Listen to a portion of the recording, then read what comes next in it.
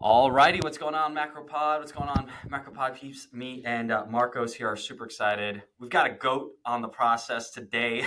I'm super stoked. I want to introduce Alan Aragon, our guest today. I actually learned about Alan many years ago. Desiree, my fiance, was attending one of his lectures. I think he guest visited at Cal State University Northridge, and that was the first time I heard of him. And I started following his work, read his book, Flexible Dieting, listened to him on multiple podcasts. But Alan is an astute researcher in the nutrition space, educated for over 30 years, has had a bunch of amazing clientele like Stone Cold Steve Austin, like Derek Fisher, all these folks. He's co-authored a bunch of great articles in nutrition, and I've reviewed them. And he's probably one of the most people that the fitness industry trusts with evidence-based things, and that has given him the ability to not only work with these professional athletes, but now he's also becoming the chief science officer of the Nutrition Coaching Institute and the Clean Health Group, which are platforms that are continuing the education space for evidence-based for coaches just like me and Marcos to help more people out. And he's also been on Men's Health. So Alan, when I look at Alan's work, Marcos and I are kind of like, the presence of greatness, because like this is the kind of work that we're trying to build for ourselves and create this content. But the thing about it, though, I want to say is this is evidence-based stuff. So for the people listening here, this is going to be a high-level kind of nutritional talk, mostly about Alan, but the things that are probably happening today in the nutrition space, and kind of like the nuance that Alan's going to bring, because every conversation around nutrition should be nuanced. It shouldn't just be Instagram, TikTok, 15-second blur, because Alan's got some good responses to those. But Alan, thank you so much for being on the pod. Thank you for being here. Pleasure. Thank you so much for inviting me on, Seamus and Marco. Yeah, Alan, so I guess first question out the gate then is diet controversy in general. I mean, obviously I feel like social media has, probably taken nutrition by storm in a lot of ways over the last decade. That people are always saying one thing better than the other, and we all probably agree that it's a little more nuanced than, whatever camp you might reside in. But my first question would be, like, in all the research that you've done, which diet form for you was like the most fun to investigate? I'm just fascinated by the idea that people even think there's a best way. People overlook completely the fact that the human organism is one of the most flexible and resilient animals in terms of what you can feed it and witness its survival and its ability to thrive. So you have people living ripe long lives on everything from something that looks like a vegan diet all the way to something that looks like a carnivore diet, and then every dang thing in between, as long as the organism stays physically active and within a reasonable framework of a healthy body composition. I mean, we're like human garbage disposals practically, and you can pretty much throw anything at us. As long as we stay pretty lean and musculoskeletally functional, then that guides cardiometabolic health, and then we're freaking fine. So I'm fascinated at the nitpicking about what exact kind of foods we should eat and what exact kind of oils we should eat. It's like, oh my gosh, people just sort of paralyze themselves through analysis, and they really are obsessed with micromanaging details that just don't matter. So that's kind of my view of that's so funny you say that, Alan, because Marcos and I have this conversation all the time with our physicians that we work with, and it's like, if this person just ate more consistently these things, yeah, they indulge a little bit, they'd be fine. If they just hit these pillars a little bit, they'd be fine. It's so funny that you mentioned the seed oils thing, because we had an episode on that last week, and I noticed that you had a rebuttal to someone's Twitter post the other week. You're like, yeah, like we're doing seed oils. And then you're like, dude, people have been eating sesame seed oil for like 5,000 years, and Asians are pretty healthy. Yeah. I had to repost that. Yeah. And it's funny because I got a DM from somebody who said, yeah. So now you're just, I see a lot of people rebutting the seed oils scaremongering with sesame. They're using sesame as their one champion to do it. But are you willing to die on that hill still? I mean, it's like, oh, you can bring a sesame. Okay. How about flax? How about chia seeds? How about pumpkin seeds? Freaking, how about sesame seeds? How about canola? It's not just sesame that we're looking at. And then, of course, the common comeback for that is, well, gosh, have you seen how canola is made? Okay, well, have you seen how? Let's go down the list of everything you eat and let's talk about how it's made. You might be shocked and surprised, from the animal foods to the plant foods to the supplements. Let's go down there and discuss how everything is made, and then you're going to tweak out over how canola oil is produced. And then people will say, oh yeah, canola oil, it was used as an engine lubricant. Did you know that? And then what people don't realize, that the OG engine lubricant is beef tallow. So, I mean, that predated canola use in a lot of cases for industrial lubrication. But then, you can't necessarily scale beef tallow for industrial use and stuff. So there's a lot of weird things that go on there. Some people will say, canola oil or whatever seed oil is, it's extracted from the original native source through hexane. Did you know that? Did you know that? And then you just throw them one of the peer-reviewed pieces of literature showing that there's higher traces of hexane in the other non-seed oils. And then they just kind of go, oh, well, I still hate it anyway because I heard it on the internet, So it's a funny thing. It's a genuinely funny thing. And people engage in these debates and these arguments without even knowing how to evaluate evidence, how to evaluate information. And so their standard of evidence is so and so said so. And when you deal with that level of, I guess you'd call it science illiteracy, then a lot of times these conversations are a dead end unless you can start somebody all the way from the bottom and say, okay, how do we know what we know, and why do you believe what you believe? What is your standard of evidence? What do you consider strong evidence? What do you consider weak evidence?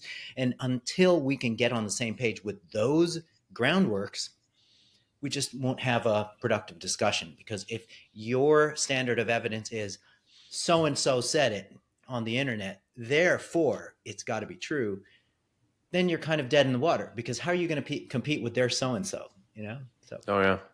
But so then, amidst all the, information that you dive into, do you have your own like personal preferences or biases as it relates to health? Because you can consume and look at literature, but are there certain things that you apply more so anecdotally outside of that? Yeah, I'd say so.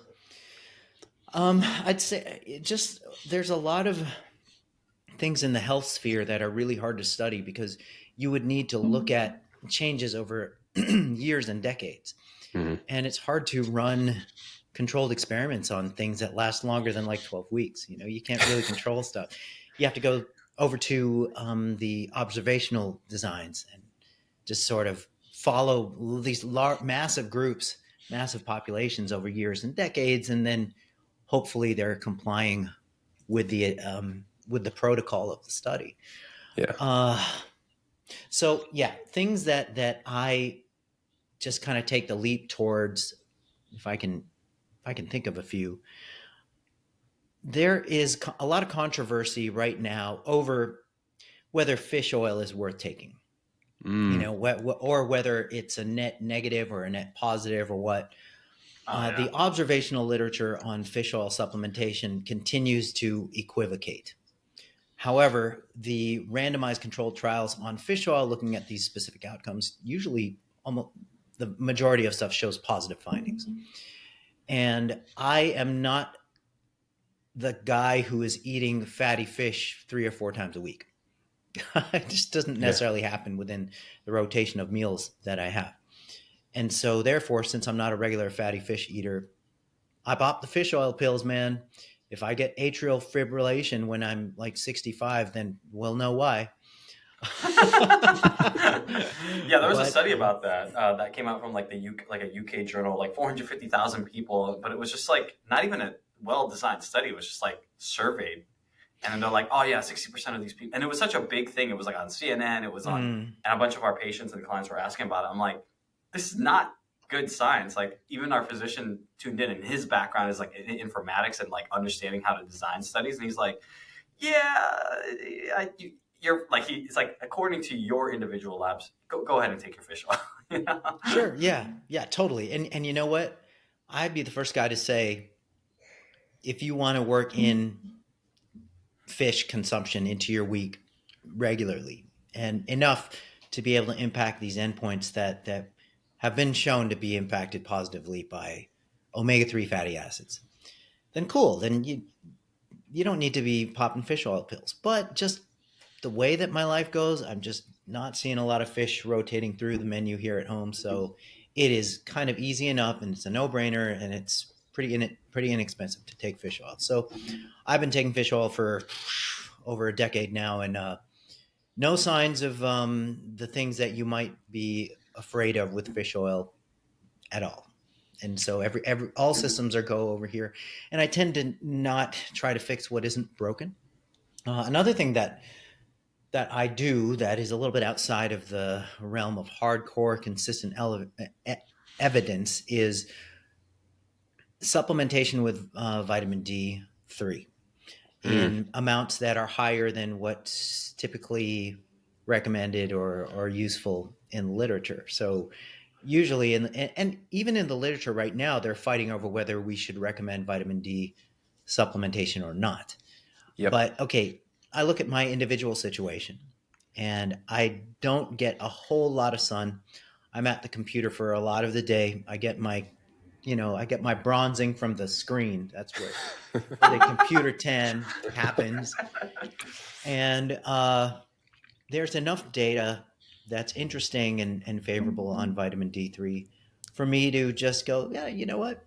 I'm going to take some. Ha ha, take that. It's costs next to nothing. And so I just take it. Yeah, Is that Another, is that with or without K2? I without K2 specifically, yeah, I don't bother with the K2 accompaniment. Okay. Another thing I do that's really rebellious is I take a multivitamin and then I stack it with yet another iron-free multivitamin. And it's like these are essential micronutrients. They're innocuous unless you just eat bottles of them a day. Mhm. And it's one of those things where okay, you can build a case for it not necessarily doing much, but it's much tougher to build a case of it actually doing harm. And the reality of the matter is, nobody has a perfect diet. Everybody has their own set of favorite foods and narrow set of preferences, to where almost everybody is subsisting on a suboptimal or even a deficient amount of a handful of essential or beneficial nutrients through their lives. yeah, And so, you know what? No skin off my back. Stuff is cheap. The risk profile on multivitamins is almost zippo. So I take yeah. them. Yeah. Interesting. So you Uh, have two different that's right. multis that are included. You said one that doesn't include iron, and then one Right. that does. Yeah. Okay. Yeah. Iron would be the thing that you the body is good at storing. Yeah, you don't necessarily want to overdo iron intake through your multis and food combined. Hmm. And so yeah, yeah. Yeah. And Actually, I was like practically today years old when I was like, why is my physician recommending without iron for so many people? Only he's like, most multivitamins don't have an iron in it. And I was like, that's probably one thing I haven't looked at like exclusively on the label. mhm. Funny enough, yes, there are usually not irons in there, or they usually tell you if it is included. And then kind of went down the rabbit hole of like asking him the questions behind it. And he's like, yeah, that could be a usual indicator in the stool for what is it? Hemochromatosis or like. No, God Almighty, like butt cancer, but like Colon. colon cancers. Thank you, God Almighty. He's like, yeah, like that Right. indicator getting that usually could be a higher indicator of that you're not clearing it properly or blood in the stool. And I'm like, interesting. All right, cool. Like again, like I felt like I knew quite a bit, but it was like a fairly recent discovery about like the iron thing. It's like, yeah, for women it's okay because they obviously bleed regularly with the menstrual cycle. And I was like, oh, again, like this is why I'm not a doctor and I just like to learn. But you brought up an interesting thing about the fish oil thing because I was going to ask you about one of the more recent things that was kind of trending on my page here recently was the fatty 15 or this new quote unquote whatever alpha lipoic whatever the acid is that's similar to EPA and DHA that Gary Brecka is over here kind of promoting and pushing. And I'm always a little bit skeptical when I see one of his products become, a mainstay on my page, if I'm being honest. But there's like, I think there is some literature on it. I'm not a researcher whatsoever. If you need something for your research review, I'd be really interested to get that, push that over to you for your next month's edition, so I can go read about it. Yeah. Sure. What? Yeah. Send it over. I'll dig into it, dig into the literature, and then give you my opinion. The world of supplements. I would like to think I have at least enough integrity to know that I'm going on mights and maybes with a lot of the stuff. If I'm pretty confident that the downsides are minimal to non-existent and the upsides are pretty consistent, then hey, it's an option. Um, but yeah, there's there's a bunch of things I do, man. They're bro sciencey, I guess. Leaps of faith and stuff. Real science just needs to catch up because apparently bro science has actually like proven to be the area of, I mean, you know this, Alan, like it has been the area of like, oh, the bodybuilders got some things right. And maybe we just needed to finesse it a little bit in like the evidence-based space, but like that's what I've heard. Yeah, they were definitely right about protein in like the 70s and 80s. And then it takes another 40 years for science to come around and say, yeah, those guys were right. Consuming close to a gram per pound in order to maximize muscle growth, or at least maximally preserve muscle mass when they're dieting and doing their crazy cycles of bulking and cutting and things like that. And so, the bodybuilders in the trenches were a good 40 years ahead of the literature on protein. And that's just one example. Yeah, no, it's funny.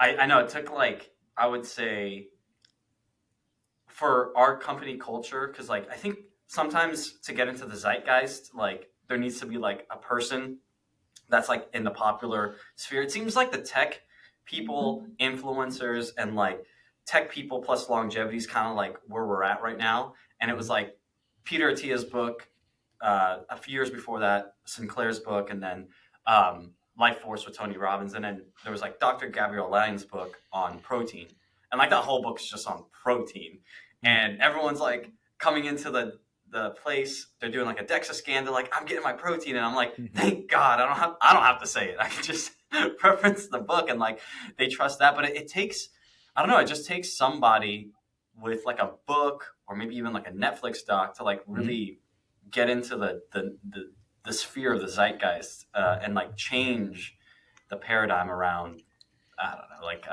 their health, Yeah.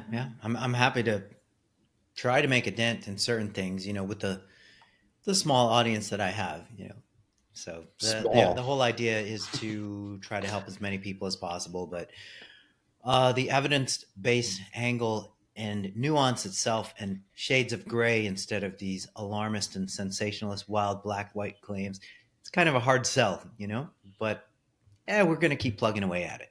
Yeah. So then what other bro sciencey stuff are you gonna wow us with? Is there some injectable L-carnitine or some other things that you're doing in there? Hold on, bit of bro science. Before I say this, Alan and I were on a call last week, and like he got multiple compliments from another person in the in the call, going like, for where you're at, you're looking good, and they were having this bro moment. So I definitely think there's some more bro science stuff from Alan. Yeah, that's so funny. That's great, man. No, that's great.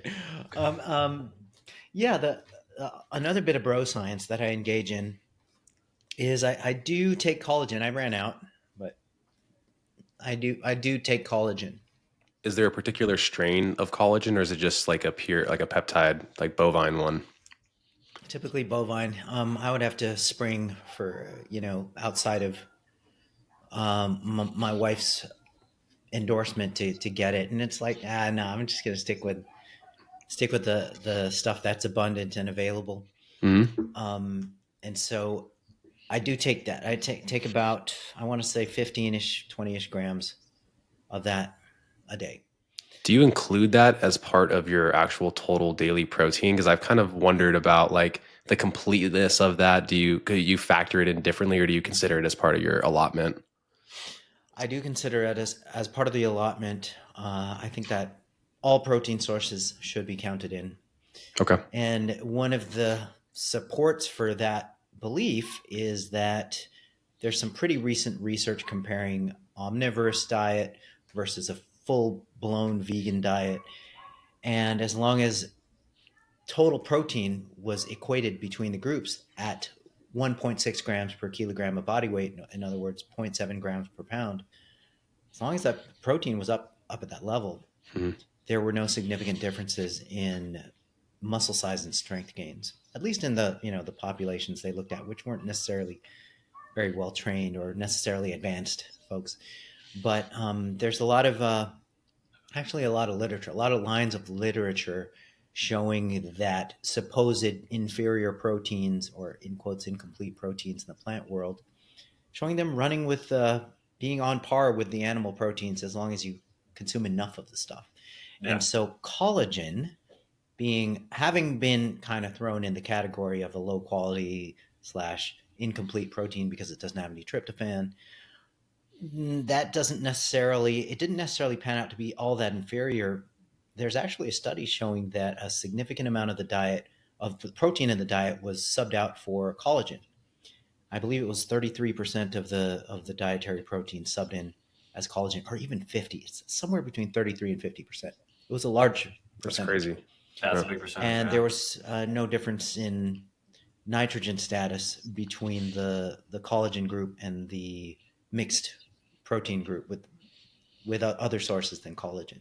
So And there's something potentially a little bit special about collagen in terms of how the body sees it, in terms of its ability to support muscle and muscle protein. And there's a repetition of studies showing collagen supplementation actually augmenting adaptations to resistance training. So increased Mm. muscle size and strength and stuff like that from supplementing kind of an innocuous amount of this supposedly inferior protein. it's funny. It's funny you say this, Alan, because about like I'd say like 12 years ago, I went to like a no, not 12. It was yeah, I'd say like 2013, 2014. I went to an NSCA conference, and it was like nutrient timing, and it was like this dietitian that came on, and at that time, he literally just said, "Oh yeah, collagen. I think it's just a more expensive protein shake." But you got to give science like a few more years to do that, and I feel like companies like Vital Farms, for example, like they've been in my house, collagen proteins, all that. But collagen is usually like hair, skin, and nails kind of thing. Is like what most Yes. most people see it as, right? Yes, the literature on collagen's effects on skin integrity, skin outcomes, skin related outcomes, it is pretty dang abundant and very consistent in terms of favorable effects on dermatological outcomes. Yeah, And that should give us a little bit of a hint that there might be something to this. I mean, I'm talking multiple systematic reviews that you can scour through the literature on the favorable effects of collagen on non-muscle tissues.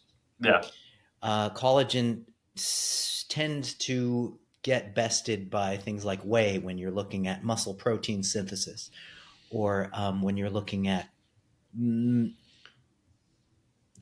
adaptations to resistance training in muscle. yeah, And so, but that's pretty much understandable. Muscle is going to have such a small percentage of collagen versus the other types of proteins in there. yeah, And what you really want to do with collagen is look at how it affects connective tissues in the body. and joint tissue, skin, hair, nails, those sort of things.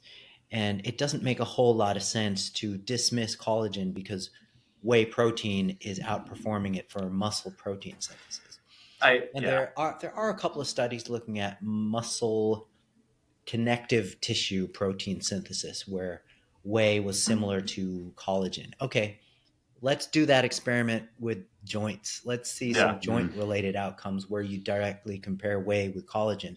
And if whey runs with collagen on those outcomes, well, that would be pretty awesome because that'd then be we get to save some money. But yeah. nobody's done that comparison yet. Yeah, that makes sense. I mean, it's interesting because we're talking about skin here. I also took a genetic test. Like, I have psoriasis, and one of the things that I've talked to anecdotally, just adding in some collagen to help out for some support of the skin. So I've just been doing that. I doubled up on it, but I also did my genomics test with 3x4 Genetics, and I'm compromised like for like joint injuries, and like the first thing it said was like need to have joint support. Collagen is one of the Mm-hmm. things. So I made sure to double up. So for me, I feel like collagen is doing like double duty, keeping my joint integrity, support, and also helping out with some skin stuff. So I definitely think, yeah, if there could be more studies on that, that'd be really, really cool stuff. Yeah, yeah.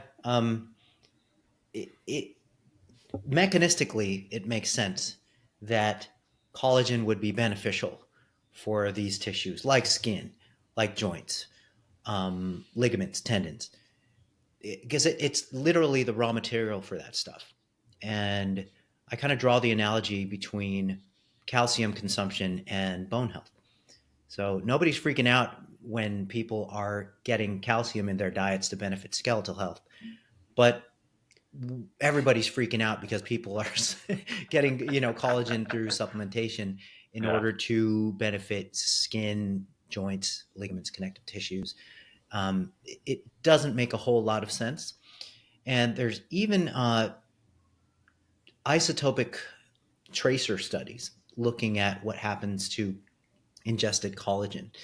And it seems to be resistant enzymatically to complete breakdown. So these peptide fragments, these collagen fragments, they make it through circulation and into joint tissues, and they're able to trace these things, and they are able to trace its increase of activity within the chondrocytes or within the joint cells Yeah. as a result of oral consumption.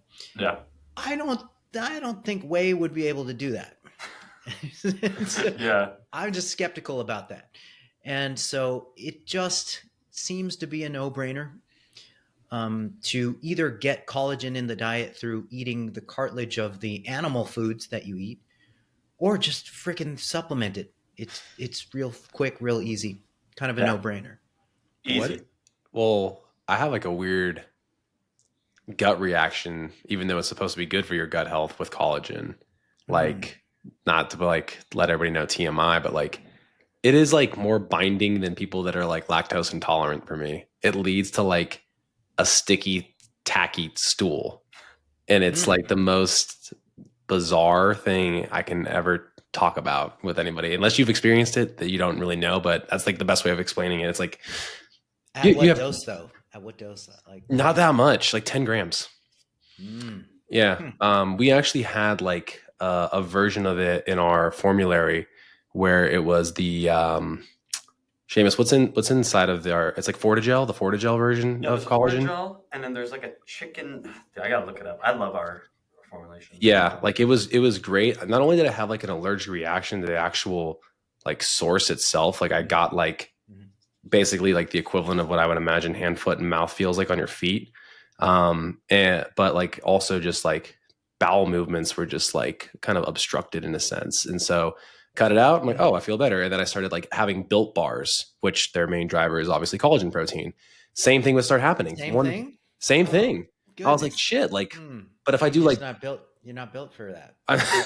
no, You're no, just not no, built that way, no dog. pun intended. Yeah. So when it happened again, I was like, dude, what am I doing differently in diet that would be leading to like these, you know, different stools? And again, I always tell people like, pay attention to like your BMs, right? And Yeah. you can kind of figure out something. I was like, oh, I cut that out. And sure enough, so I like just had bought like another case of Built Bars, and I realized that was happening again. Because again, like it wasn't, I guess the dose making the poison, if you will. It was like not so much if I have it like maybe every other day or so, but when I had like 10 grams or 15 grams daily from that protein bar, it would lead to just like GI. Not even like I was uncomfortable. It was just like, again, going to the bathroom was like super weird. And I've heard it from a couple other people. Ironically, my coworker in my office here in Vegas, she had some like weird reactions to collagen as well. So we're both talking about it. It's like, yeah, we both can't do it, even though it's great for hair, skin, nails, and joint health. So Have you tried just upping the dietary collagen, like just from bone animal broth, yeah. foods? Yeah, Bone broth. I'll do like my own collagen like from actual like food sources versus like supplemental. And that does not mess with you. Not no, something about it like being processed for whatever reason. And again, like the knee, like I had a little bit of a knee and joint issue where I was using our supplement for that, and it felt amazing. But then I was dealing with all these other side effects as a result of that particular product. And I thought maybe it was just the more isolated thing of like one of the other ingredients in there. But then for it to happen again with a protein bar that's Built collagen Bar. based. Oh, bro, I love the The Built Bars. Built Bars. Shout out Built Bars, man. Damn, I love that stuff. I Well, love that here's stuff. here's what My it wife is. has an endorsement with Built Bar as well. Oh, So she's got, You have them on deck. Yeah, I'm on deck, man. Torpedo one, I will say, is it's just enough. It has that like texture. Throw it in the fridge, so it has a little bit more of a firm texture for me. It's great, but my gut just does not like it, and it's like my wife telling me she can't eat whatever cheese or whatnot, and yet she still like suffers through it if we go to In-N-Out. Yeah, Well, man. Well, if it's any consolations, if you were going to tell me that even bone broth gets you in a bad way, I was going to say, well, if it's any consolation, the vegans are not allowed to have no collagen. oh yeah. And I know a good handful of vegans who are doing just fine without Oh yeah. any dietary collagen. Would I say that they're being optimal or doing everything they possibly can health wise with a collagen free diet? I would say no. But you can still survive a collagen free diet, Oh yeah. as evidenced by a handful of my vegan friends. Marcos, I So wanted to showcase this real quick. So in there, um, it's vitamin C, magnesium as tracks, magnesium bisglycinate chelate, sodium, gelatin hydrosialate, which is the Fortigel, Tendo Active, which is standardized to contain 84% mucopolysaccharides, and then Mobili, which is standardized to contain 40 milligrams of hyaluronic acid. I think there's just a lot going on there, Marcos. That might be. well, that's where I thought like it may have been one of those other three like main drivers, Seamus, and I'm like, Yeah. all right, let me just go to like the pure source. And again, like it's just can I get over like maybe I need more fiber? Maybe it's just like I don't have enough fiber in my diet because I'm eating just a lot of like meat and rice as like the main driver of like the food versus, and I'm adding collagen. There's nothing really to like bind it to. So maybe that could have been like part of the issue with like I'm eating the Built Bar and I should be eating a meal. But again, it's just it's nuanced, right? Like nutrition can be nuanced for the individual. And it's like Alan's over here like, yeah, I'm doing 15, 20 grams a day, no problem. It's Yeah. good, and No, we yeah. really are different. Yeah. Individual response is king. It's like there's a hierarchy of how you should look at the things that you take and the things that you eat. It's like at the top tier of greatest importance. How do you respond to it personally, individually? Mm-hmm. How do you, like, who cares about what anybody says or even what the peer reviewed science database says? How do you respond to it? And then below that is, okay, what is the weight of the scientific evidence on this stuff? And then it just kind of goes down from there. What does Dr. So-and-so say? You're here at the bottom of the hierarchy there. But at the top of the hierarchy, how do you respond to it? Can you tolerate it? N of one.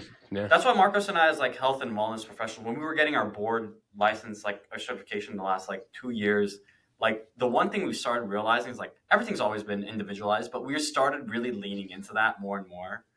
And just like, for example, the other day I got a text from client patient.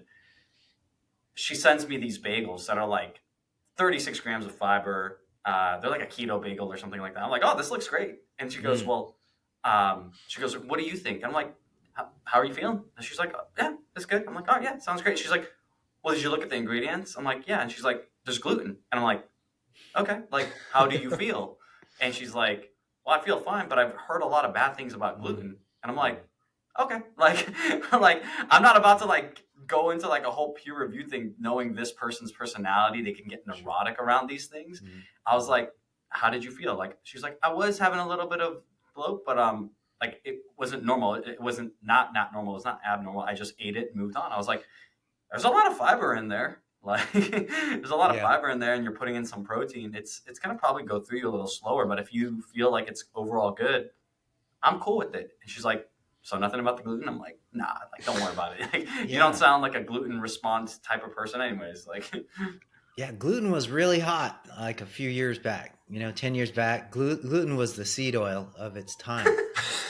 And it just moved on. It just went from gluten to now it's the seed oils. Right. We just kind of got bored with gluten. It's like, and then maybe people realize that gluten intolerance or bona fide celiac disease affects maybe 1.5% of the general population. Maybe 1% of the general population if we were to be generous about the estimate.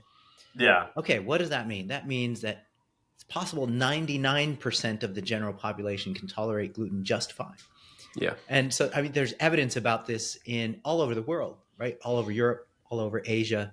People are like half their diet is gluten. But they were saying this. So, like, Alan, one thing that they were saying was that the gluten, like the thing that Poncho was saying was like the American gluten is different. I go to Italy, I'll have the bagel. It's so funny. Marcos and I say this every year because all our clients and patients apparently go to Italy. It's like, when is our turn, Marcos? And like, I had like 18 people go this last summer, and they're like, Seamus, I lost weight. I ate all the bread, and I wasn't feeling some type of way. Like, what's the difference? Because they would walk after they ate, and they had no other choice, and they were probably getting a better insulin sensitivity response, and a bunch of other factors of being environmental factors. Yeah. I do want to say that Italy does have different laws. Everything in Italy has to be within Italy. There's like lack of imports and all that. There are different things, but I think it's a lifestyle thing. It's an environmental thing. But I also thought that the issue with gluten was probably not gluten itself. I think it was the dose, right, Alan? Like we're probably just eating 3 times as much gluten as we could probably tolerate if we just had one piece of bagel as opposed to like 2 bagels, multiple things of pasta, tons of things that had gluten in it, and then like we're getting this like weird response from it. Is that kind of like on the docket there? That could be. I mean, dose response is kind of a strange thing, and there can be certain weak relationships with dose at a certain level, and then stronger relationships that are nonlinear to the actual dose. That's possible. Yeah. I just I would reiterate Marco's point that if you've been to Italy, I've been to Florence, Venice, and Rome. Dude, everybody is walking their asses off every day, all day. The portions are tiny, dude, tiny. And same thing with France. People are they eat a lot of bread, they eat a lot of baguettes, but they literally have a baguette like under their freaking armpit, and they're walking around. We're walking it home. I don't know. Maybe they're just taking a walk with it. And that's why you lose weight in Europe. And even though you're eating bread and stuff, the pasta servings in Italy versus at like the Cheesecake Factory here in Southern California, it's like triple. Okay, at the Cheesecake Factory. And in Italy, you get this plate sat in front of you, and you've been walking all day. You're like, oh my God, what the hell is this? So, I mean, that's the big difference. I'm pretty skeptical about the actual differences in the type of gluten or the nature of the grain of the manufacturer, all that stuff. I'm really not on board with that. It's the portions. I really think it is that. I really think people. I don't know, when did portions, do you know, Alan, when like portions started getting crazy? Because I remember watching that movie, Morgan Spurlock's Super Size Me. I remember that movie made like a major impact on me, and that was the thing because he went like this. He went like, "Oh, here's a large Coke at like a New York McDonald's, and then here's a large Coke at a France McDonald's," and it was like this was like a large, and like this was like the large. I was like, "Oh, that's why we have a fat problem in America. It's not the Coke. I mean, I don't know. It's another conversation. It was just the portions, just like the portions." Sure. That is a huge factor. It is a huge factor. The portion sizes over the decades and the competition between companies to get the consumer dollar, portion size has been one of them. And an interesting parallel with the increase in portion sizes, actually the increase in clothing sizes. If you'll notice, like a medium shirt today, and with a lot of companies, is like a large, like 10 years ago, Which clothing brand are you getting? Because I'm double X and everything. Well, you're just swole, my man. That's the issue with just being swole, okay? but yeah, portion sizes in the Western world, well, certainly in the U.S. versus various parts of the world. Like whenever a friend of mine visits from some other country, they are absolutely stunned at the sizes of the portions over here. I had a friend come over from like South America ish, and my wife and I took her to a restaurant called Gus's. I don't know, Gus's Barbecue. I'm not sure how many franchise locations they have, but man, they're good. Shout out to Gus's. And she was like, "Oh my god!" She's like, "Oh my god, the sizes of these portions." And we're like, "Oh, really? That seems kind of normal." But apparently, the U.S. has the portion thing down, man, down pat. But that's also why we have roughly 40-ish% of the general population in the U.S. is obese, according to the CDC. Mm-hmm. And that's an alarming number because just like a few years ago, it was like 25-ish, or it was less than 40-ish%. And you'll get different numbers from different sources. But for the longest time, I just had in my mind that, yeah, about a quarter of the country is obese. And now we're looking at about 40-ish%, possibly. COVID certainly didn't help that. COVID and lockdowns and just sedentary living and people self-medicating with various foods, DoorDash, you just sit down, order it, the food shows up. And people also self-medicating with various things, alcohol, cannabis, the combination, getting the munchies, stressing out new work, entertaining yourself with food, using food as an escape. It's a big problem. Big public health problem that's a multifaceted problem. Yeah. So yeah.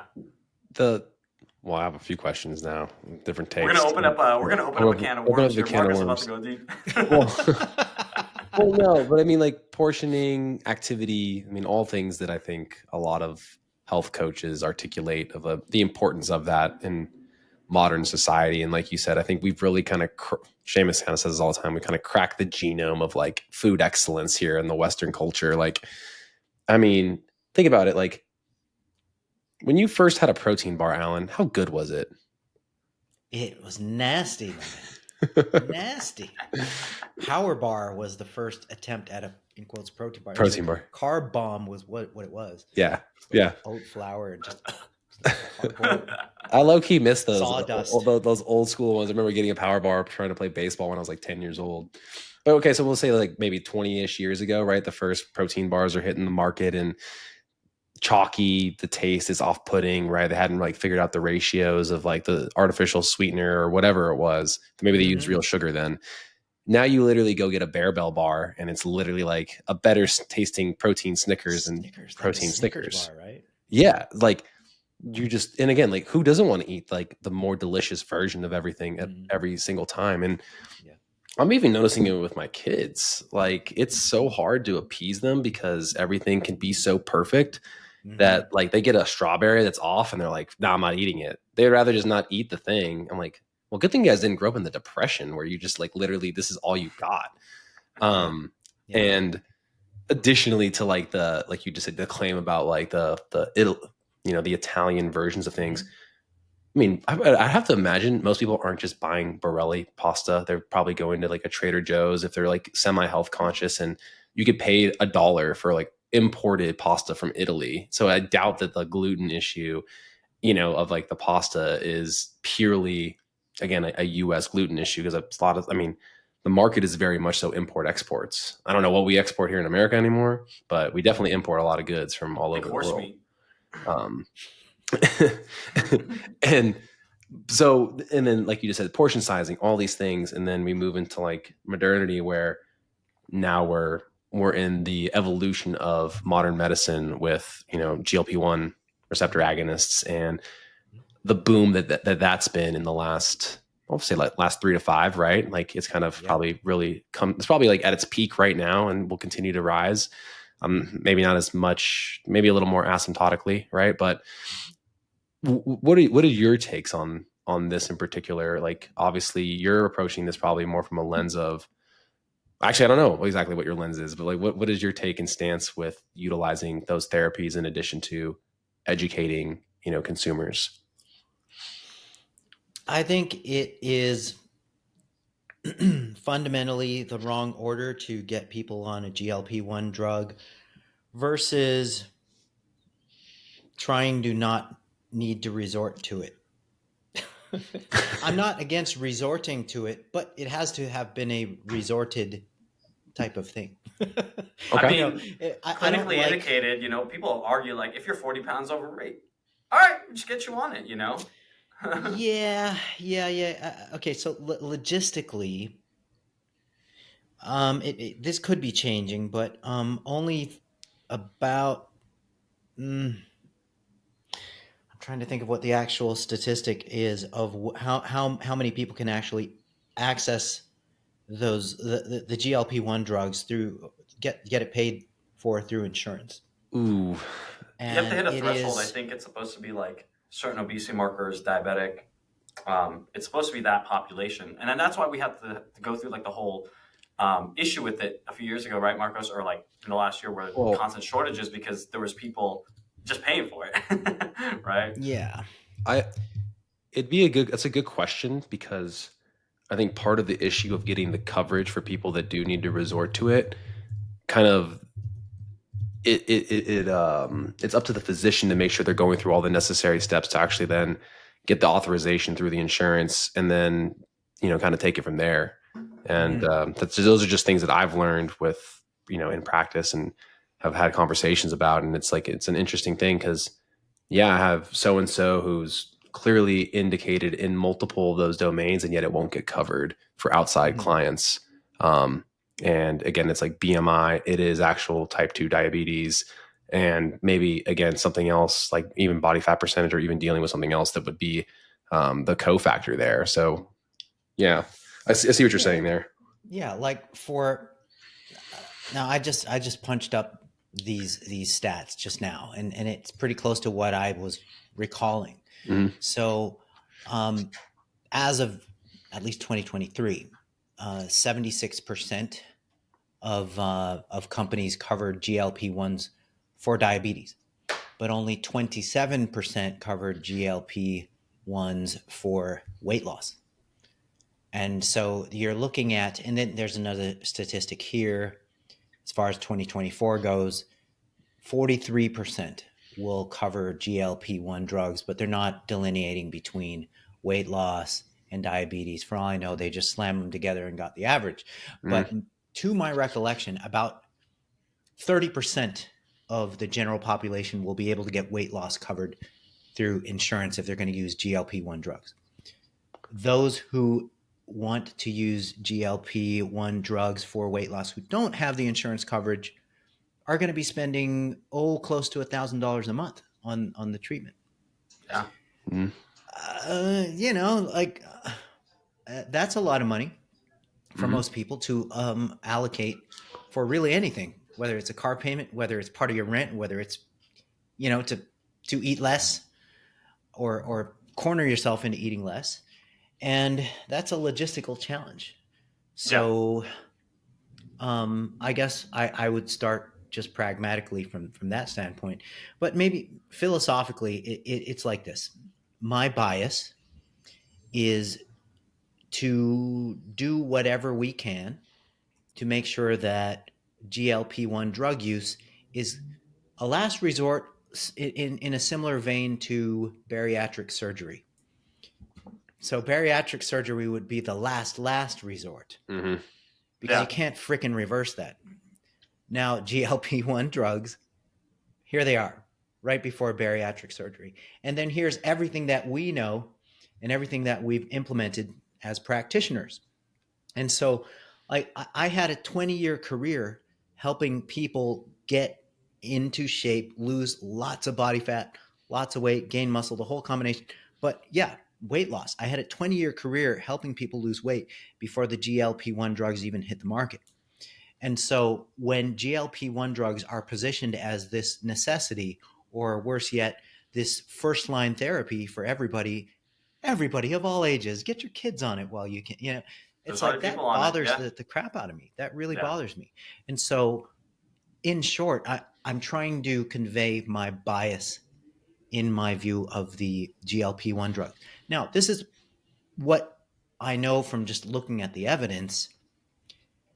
They're a good thing for alleviating a number of diseases, a myriad of diseases, even because Mm-hmm. anytime that you can reduce excess body fat, you are going to basically mitigate or even eliminate a constellation of cardiometabolic diseases. And so if you have an agent in your hands that can take somebody from a state of obesity to a state of normal weight, you're going to zap a dozen major comorbidities along with it. But then I have to circle back to, okay, so now what? All Then right, what? Yeah. you just keep taking the injections from here till eternity, and you still keep making that monthly payment. Some people, and this hasn't really bore itself out in the literature yet, but there is quite the issue with lean mass loss and its associated adverse consequences starting from the age 60-ish and up, 65 and up, certainly. So sarcopenia, frailty. GLP-1 drugs and sarcopenia and frailty I wouldn't imagine them mixing very extremely well unless you have trained the person on how to resistance train properly, how to consume enough protein and calories, and have a good diet for the purpose of supporting musculoskeletal health. But at that point, you would hope and think that you can wean somebody off GLP-1 drugs. So I'll yield this compromise. All right. I'm not against GLP-1 drug use, but I'm very in favor of, number one, making sure they're a last resort, and number two, having a very specific agenda of weaning off of the stuff as soon as you can. Yeah. Yeah. Yeah, like I think that's kind of the current state of it is that's the question that everyone asks. Well, then what? When do I get? What does it look like to get off of it? How do I come off of it? Now that Yeah. we've been in the thick of it for the last 3 basically since COVID, I feel like it's the last 3 4 where it really like kicked up. Yeah. So it's an interesting thing, right? Because there's the psychological component to it too. You now become accustomed to this particular weight. And maybe if you do wean yourself down to, again, minimum effective dose, let's just say you got up to like 7.5 and then you get down to 3 and you can kind of maintain within that, like a healthy range, right? How do people feel about that? Because I know you've been coaching for 20, 30 years, right? And the mind is, I think, ultimately the biggest issue here, because this is what I'm running into talking and coaching it with it, in conjunction therapy with it. And it's definitely not a hall pass by any means, because like you still have the same conversations with these people as everybody else. Marcos, let me pause you there real But quick.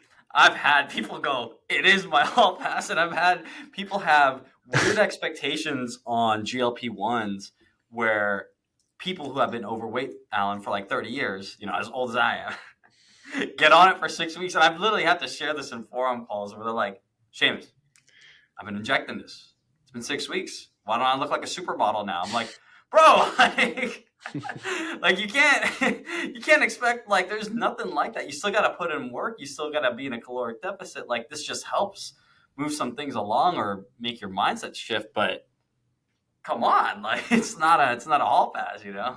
Yeah. the psychological component is the thing I'm even more so interested than, again, the literature itself. If you do go like and read the studies where it says like, I have to even tell this to people, and I'm not, again, a researcher by like you by any means. It's like once they actually reached like up their concentration or the dosage that was supposed to yield the outcome, then over 52 weeks or 42 weeks or however long that study was, did they actually see the 20% body weight loss, right? And like you said, it's body weight loss. It wasn't looking at lean tissue and fat mass necessarily. It was just purely based off of that and a pure BMI study. And we have a little bit of a better insight with like our clinic and stuff because we're getting people and reevaluating and looking at their DEXA scans, 6 months to a year out with intervention. And for the most part, like you just said, like the biggest thing you might be not seeing it being a positive thing for those older patients that don't necessarily have the training infrastructure in the past. Mhm. But what we're actually seeing kind of crazily enough is the ones that do just get into like the 2 days a week with resistance training with like a trainer in conjunction, like building some lean mass with it because they get the newbie gains, but then they also now have food control like they never had before. So it's like Yeah. I'm so conflicted as well. Like I would love for people to understand and utilize what everybody in our space talks about wholeheartedly. But I also Yeah. then know how hard it can be for someone that has 40 years of bad habits to try to break. It's Yeah, just, sure. Sure. yeah, it's There such a, there are circumstances. I don't think we can make sweeping general statements, and I'm glad that you guys are on board with the idea that is we have to look at people as individuals, and some 100%. people may benefit from GLP-1s in sort of a life jacket kind of sense, where they don't know how to swim. Give them Yeah. a life jacket. Whereas other people, well, they're more teachable, and Yeah. it's not necessarily as urgent. They're not necessarily like the person who falls off the side of the boat and doesn't know how to swim, and you have the GLP-1 drug life jacket right here, and you're just not willing to throw it to them, you know. So yeah, we do have to look at everything on an individual basis, and it's really really difficult, if not impossible, to make these general statements about GLP-1s for everybody. Yeah. Yeah. Well, yeah, it's definitely, I mean, you can't broad stroke that one at all. But Mhm. again, I kind of have like my private practice people where it's, again, more about behavior modification and things that are, them seeking me out and things that I'm talking about. And then there's the clinical practice where there's a bit more of the utilization of the medication. And again, like, I don't think that either one of them is more right than the other. It's just that like being informed about that. And I think it's just the stigma behind it. Just like, TRT had a stigma for forever as well. I think everything has its place if there's like a need for that thing. And I just would hate to like have people not utilize something like you just said, the life jacket, if they Mhm. really did need it, and because that there's some sort of like underlying stigma that they're afraid of, like they're going to be judged Yeah. by people. Yeah. Like you don't like have work ethic, or you're like lazy, so you're taking like a support for that. And it's like, look, I tell people all the time, I'm like, whatever's going to get us the results and move the needle for you, I'm up for it, you know? And I've had this conversation a lot with folks because they're like, do you think it's cheating? I'm like your success, like your health, like who else cares? Like you, like no one's going to do it for you. Right. I'm just here to support. And like, what's going to be difficult is probably the behaviors. Right. So like, we always have to just look at the behaviors. Like I have this lady right now I'm working with, and not only does she have the GLP-1, but she's also dealing with like PCOS like symptoms, right? So like she's on metformin, so she's stacking certain things and trying to manage that. And it's like, look, you're contraindicated for a lot of things, but if we can get you on this GLP-1 and you're on it and it's helping her lose a lot of weight, the food noise is down, she's training harder than ever. I'm like, a win's a win. A win's a win. I'll take it. And if we can get you to mitigate these other responses with like your PCOS symptoms, I'm like, let's go. I'm up Yeah, for it. yeah, and it's hearing cases like that and hearing perspectives like you both have. Um, it reminds me that I just have to force myself to have an open mind about these kind of things, given Yeah. my biases and my background and stuff. So Hey, yeah, well, I mean, it's good. I think it's like That's why I asked you, like, what does your bro tutelage tell you? Like the things that like I'm doing this because it gave me a result, even though some of the literature may not necessarily agree. I know that some Sure. great coaches in the space will be adamant about like fasted cardio for whatever Mm. additional health benefits, even though clearly there's a ton of research saying that it is no better than other, like, like they're like anecdotally, I don't know what it Yeah. is. All my clients look better on that for their stage weight. And it's like, okay, That's an interesting one, man. That is, the fasted cardio thing is an interesting thing. 10 years ago, my colleagues and I ran a study, a randomized controlled trial on fasted cardio subjects versus fed cardio, college age women, and there was no significant difference in body fat reduction by the end of the study. And so our study is like one of the few. I'm not sure if there is any other one in existence and that looked at that question in a controlled manner that we did. But um, I even though we found no significant difference between the groups, I would still say, look, you have to do what you prefer and what you can be most consistent with and what you personally feel best on. yeah, Yeah. yeah, And I would never like make the claim that, hey, fasted cardio is it's not good because X, Y, and Z. And some people will point to, oh, you're just going to burn muscle or whatever. We didn't see that in our study. Lean mass changes were the same. Um, but yeah, you can't really make the claim that one is superior to the other. And so we always default to just do what you prefer. And a lot of people just feel better, lighter on their feet. They don't want anything in their stomachs within, at least 2 hours when they do their any kind of training, especially cardio, especially in the morning. Yeah. And so that's fine. Yeah. And yeah, I'm gonna I'm gonna make a, the I'm gonna fasted make cardio thing is interesting because we did do a study on it. I'm gonna yeah. make a bridge here from fasting, Marcos. Or Wait, unless wait. you got one more question. I do have one more Go question ahead. because this is the net carb debate, Alan. Like an item that is, I had someone message me today, and like I'm like, how do I explain this to somebody in a layman's term? It was a tortilla. It's 80 calories, but 16 grams of fiber. So net carbs are one. It's like 5 grams of fat, 17 carbs total, and then 7 grams of protein. I was like, okay, based on all the macro math, this adds up to 80 calories. I agree. But like the bulk or the calories from fiber not being included on this label. And I feel like it's happened more so recently in the last 5-10 years. And I mean, what should I make of that? Like, how do I like what does the literature tell us? Great question, Marcos. Yeah. Okay. So, all right. This answer isn't all that straightforward. I figured Okay. because I So there's a couple of things that we have to consider. Number one, the metabolizable energy of a gram of fiber Mhm. is significantly less than a gram of regular old glucose generating carbohydrate, right? So, whereas your typical gram of carbohydrate will yield 4 calories, a gram of fiber will yield 1.5, in some cases, 2 calories. So, a gram of fiber has a little over 50% of the calorie yield as a gram of non-fibrous carb. So that is the technical sort of energetic side of it. okay. But that doesn't mean that fiber doesn't have other sneaky effects that could, in fact, kind of not negate the metabolizable energy of it, but counteract some of it. So fiber will tend to bind some calories and carry them out of the body.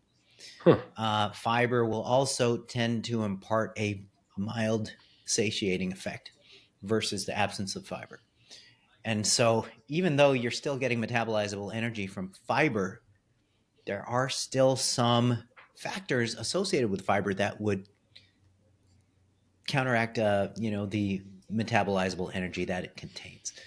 So, this brings us to, okay, what do we do with this from a practical sense?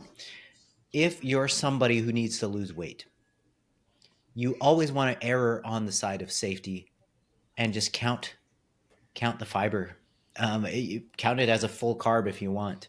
because people who are trying to lose weight need kind of every advantage in their arsenal in order to affect that outcome.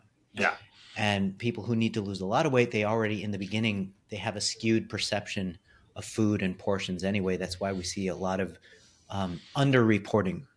And the underreporting is much stronger in the obese population than it is in the normal weight population. So whereas normal weight folks underreport calorie intake by like, let's say 10 to 20%. The obese population, the overweight population, they underreport calories by around 20 to 40%. And so if you're giving somebody sort of the license to eat these, hey, it's only got like X amount of net carbs and stuff, you're really not absorbing the fiber type thing. You could potentially be disadvantaging them. Got it. Yeah. So yeah, I would.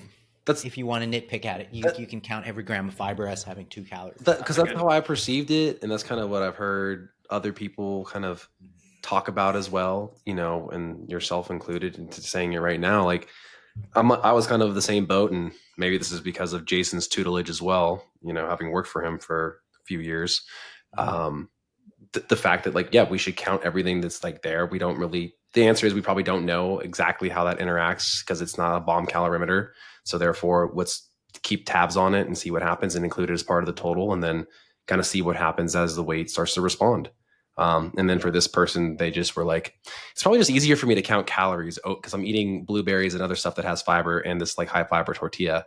And I'm like, okay, well, sure. Yeah. I need a minute to like kind of get my thoughts together here. And honestly, like, I'm not mad that like she's opening up these conversations. She's a 65-year-old female. She has actually great muscle tone. She just wanted to learn a little bit more about macros and understanding protein content at the start.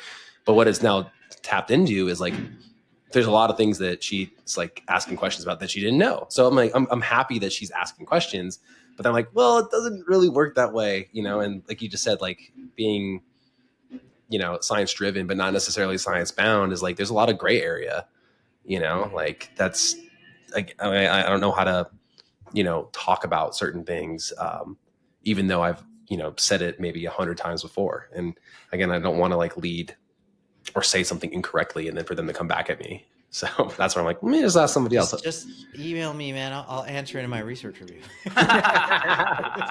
We can start making the research review work. It's funny. Well, we have there's a lot of there's a lot of studies that in being in clinic and then seeing, again, this is not necessarily all nutrition driven, but little differences or little trends that I've noticed over the years. Like, oh, this would be like a pretty cool project for someone to pick up, right?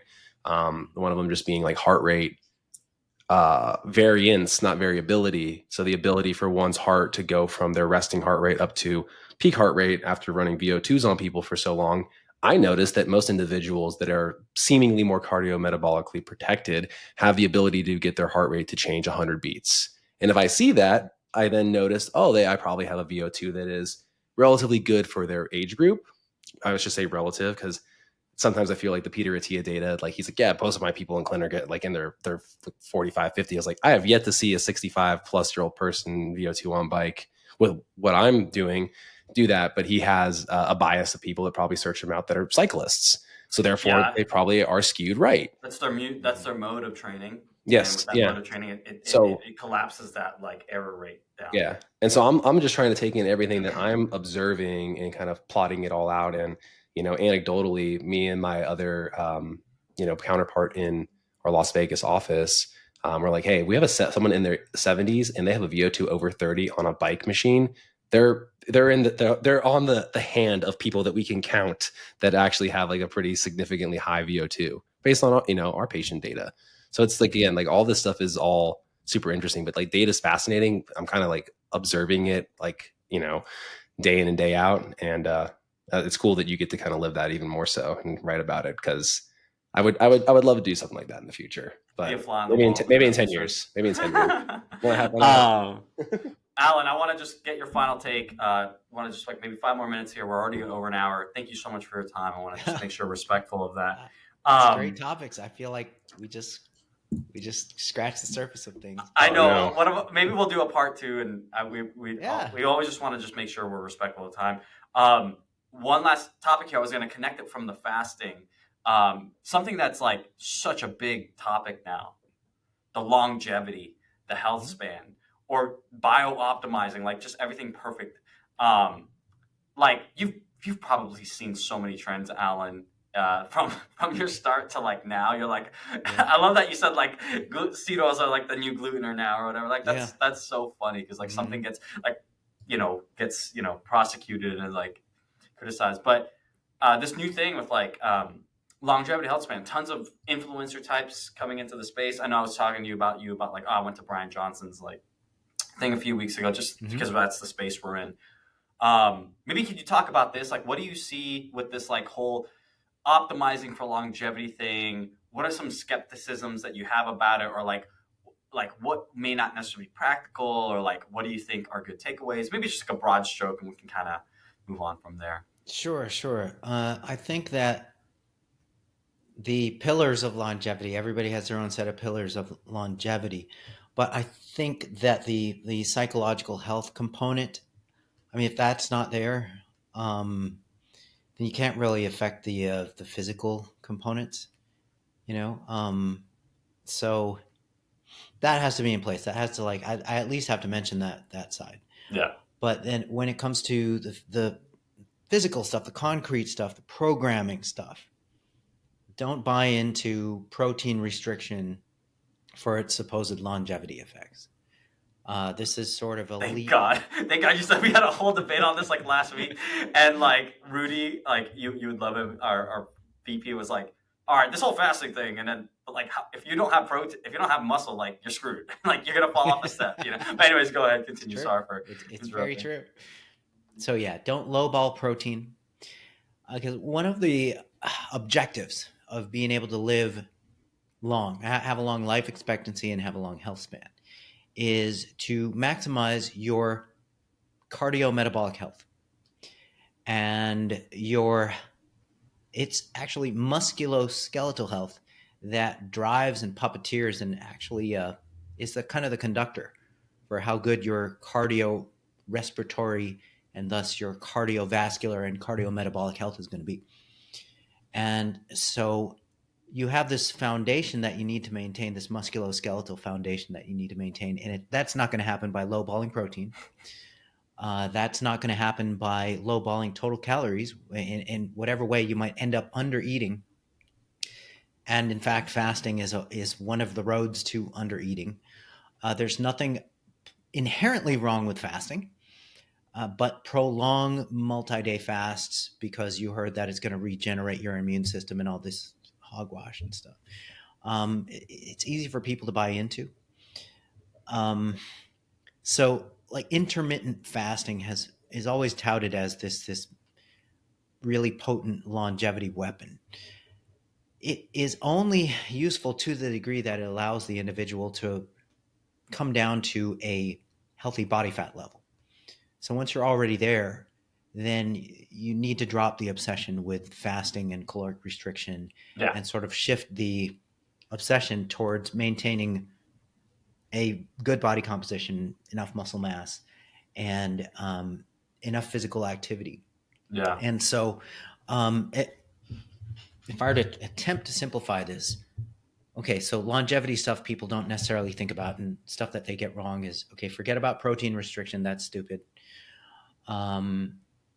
Fasting is not the panacea for longevity. It only helps to the degree that it helps you go from overweight or obese to lean at a healthy level of leanness.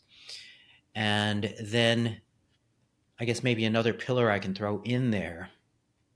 Everybody has been obsessed since the 1980s. Everybody has been obsessed with cardiorespiratory fitness, and they really downplay muscular strength and hypertrophy and stuff.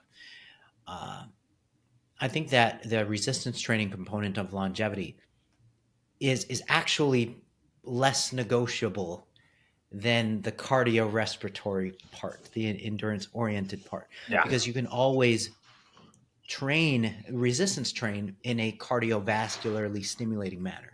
Yeah. But you can't necessarily cardiovascularly train, endurance To train muscle. in a way that stimulates strength and power. Yeah. The overlap and the transfer, it isn't necessarily bidirectional. So resistance training needs to be a foundational, non-negotiable part of a longevity program. Yeah.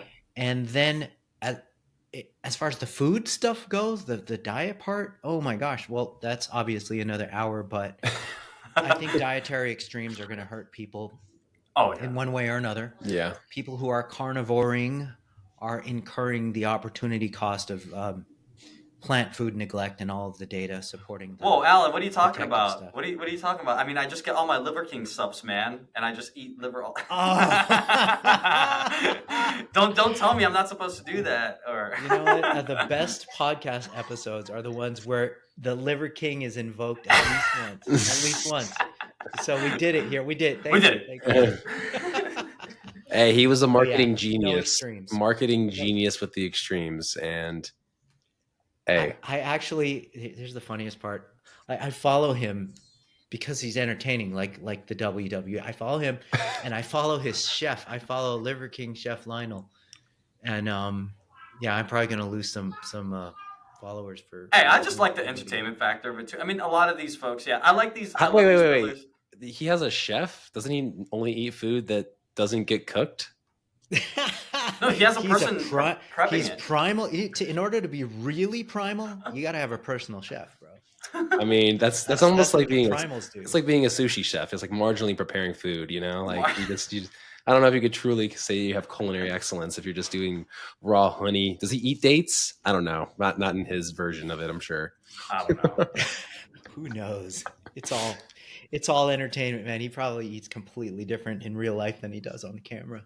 That's my guess. That's my hope. Oh my gosh. I think he got consumed by the character as well, and as evidenced by Derek from More Plates, More Dates dropping the bombshell that was, here's Liver King's stack. Yeah, Derek snitched him out. You know what's funny about that? I was watching that thing. I'm all, that guy just snitched him out. You know what's funny about that stack? Alan, Rudy, our VP, he's like all into this. He like told us, he's like, that's the stupidest fucking stack, because he. Sorry for the language, but he's like, "Is this redundant? You didn't have to pay for this. Like, he could have just, if he's paying $10,000 for all this, he could have taken these two and then had this last six, and he would have." He gave it like the treatment. I was like, "Dang, yeah. That's so funny." That's so funny. Well, his diet was exposed too, and it was a full-on 1990s bodybuilder dextrose post-workout, like massive amounts of sugar post-workout.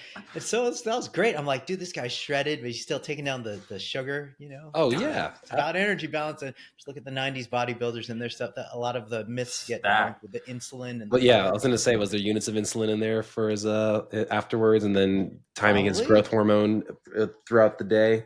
Yeah. Probably. The man was shredded. Yeah, but Alan, we can't thank you enough for spending this hour 20 minutes with us today. And like you said, we could definitely delve into a lot of things. We would love nothing more than to pick your brain for an entire day. And I know a lot of people can, with the different places that you offer education with Clean Health and obviously NCI. So if people are looking to obviously support you and you guys further and be able to ask questions like this, I feel like half the time Seamus says he's on a call with you in one of those coaching forums. So I know he gets a tremendous amount of value from that. And I'm sure everybody else that joins. Super helpful. Like, especially with the extremes that you do, Alan, like the practical steps that you've given me with coaching certain extreme type clients that are hard set, being able to negotiate with them and collaborate, more so not negotiate, but collaborate with them on how to move forward within the principles of science. But like Marco said, science educated, but not science bound, maybe just trying to find behavior change slowly for this N of one has been honestly so game changer. I've been getting results with these guys and they're buying in more. So thank you so much. I love it. I love to hear that. Love to hear that. Yeah. And we'll make sure we have everything in the show notes for people, where to find you on the social media, obviously how to support you from a business perspective. And again, we're hoping that we can do this another time to maybe delve into a more specific topic that, again, is super.